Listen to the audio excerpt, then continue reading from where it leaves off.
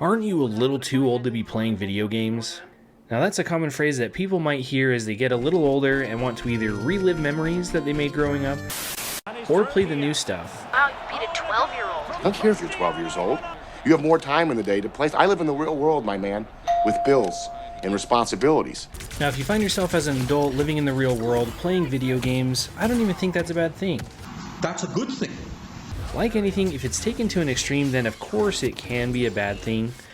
But here's why I think I'll always play video games in one way, shape, or form or another. I also think that it's going to be more and more common for others to do the same.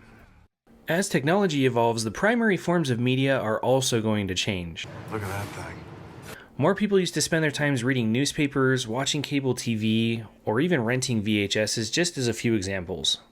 As time goes on, more and more people are going to be more used to playing video games and watching YouTube than spending their time on traditional media. One day in nursing homes, people are going to be having Smash Brothers tournaments instead of just watching Fox News and CNN. It's going to be more common to hear phrases like, "Aren't you a little young to be watching cable TV?" Now, there are several reasons why I think I'll always play video games, starting with, back when I was a kid in 2002, which was over 20 years ago, man, that nursing home is probably not very far away. Anyway, I grew up in Utah, and in that year we had the Winter Olympics in town. It was a pretty big deal. I'm kind of a big deal. Somehow my family managed to get 2 tickets, so all of a sudden my Uncle Joe thought it was high time to get his butt out of bed and head to the Olympics. Alright, just kidding. What really happened was my mom and sister ended up leaving me and my dad at home for the night and heading to the Olympics. And what did we do? Well, we spent the night playing the first OG Super Mario Bros. At the time, Super Mario Bros. Was already a pretty old game, but spending that time with my dad when I was just a young kid was one of my favorite memories. It was the first of many different video game memories. Like one Christmas morning when I went to put on a new shirt and a Game Boy Advance rolled right out of the bottom of it. Or the Christmas when my sister and I got a PlayStation 2 with Lego Star Wars and Tony Hawk's Underground 2. Butt nuggets? Moments like these are core memories that I don't think I'll ever forget, because they're special. Fast forward to today, where I'm on the other side of it and have kids of my own, and it's even better being on the other side of it. This right here is the Minecraft world that me and my friends have spent hundreds of hours on ever since we started it over 10 years ago. There was even one Friday night where we spent over 7 or 8 hours with 4 people working on this Empire State Building. These days there's a lot more pink structures here now that my daughter and I play on it, and I wouldn't have it any other way. Playing video games allows for you to make memories like that with other people. Like growing up, on pretty much every Friday night, me and my friends always knew that after school, we were heading to one of our houses to play Xbox. Now we also spent a good amount of time outside being active too, so don't worry. Back in 2020, when the whole world was shut down, video games were a big part of how people would still be able to stay connected and interact with each other. Sure, you can do watch parties on some streaming services, but that's not the same as jumping into a battle royale and getting a dub. I got no scope. Bro, am I trolling? Which the dub part probably happens a lot more rarely than I would like to admit. Let's go! Again, it's good to have balance, and you don't want games to be the only thing that you do, and it's no substitute for classic human-to-human interaction. But with video games, there's a lot of benefits that can be overlooked. There's that classic benefit of improved hand-eye coordination. Depending on the game, you can also get better at working as a team. At the Stanford branch, they all play this World War II video game called Call of Duty, and they're all really into it. I'm told it started as a team-building exercise. Why did you do that? I'm just killing Germans any way I can. We're on the German team. Shoot the British. If it's good enough for the Stanford branch, it's good enough for me. Plus, there are games like simulators that can teach you how to do things like fly an airplane. Obviously, it's not the same as real-world experience, but it can be very beneficial for becoming a pilot. So I've heard. Gaming can, keyword is can, be a fairly cheap hobby. Now that may sound very crazy to all of you PC players that have a setup that can put a man on the moon, but you buy a cheaper PC or a game console, and you can play games that have hours and hours worth of content on a single game, and if you take advantage of sales, you can get those games for pretty cheap. If you compare the cost versus hours of entertainment, it can be one of the most cost-efficient ways to spend your time. You can also end up spending a lot of money too, don't get me wrong. But another benefit is that it's an easy way to get into content creation. This channel isn't the biggest and I haven't been at it for very long, but being able to make videos about games or parts of games that I love has been awesome.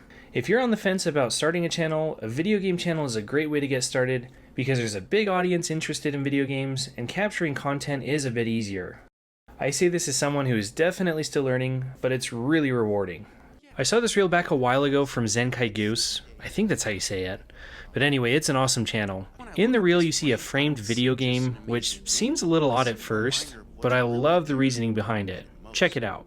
But I actually chose Mass Effect 2 for another reason most people don't know about. See, I used to plow snow for a small city in Canada where snow can just appear any second of the day, meaning I had to work every hour of every night to keep the streets safe at all times. But on January 26, 2010, everything went wrong. My truck's heater broke, I hadn't slept in days, and somehow, despite it being winter, my bedroom flooded. So yeah, I've had better days, but on that same day I also happened to pick up a copy of Mass Effect 2. I thought I'd play it for a few minutes before passing out, except that never happened. Because I played it the entire day and completely forgot about everything bad that happened to me. So now when I look at this frame, I don't see just an amazing game. I see a reminder of what's really there when we need it most.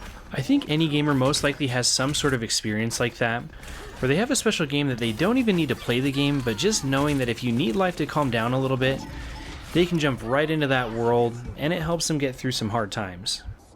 That's how a game like Skyrim and Red Dead 2 is for me. Okay, settle down there. People will have shows that they'll watch like Friends or The Office where they might not even be giving it their full attention, but there's something comforting about having it on in the background. I think video games can take things to a whole different level because you still experience new things in a game that's been out for a while. As everyone is getting older, including the people that play the very old stuff like Pong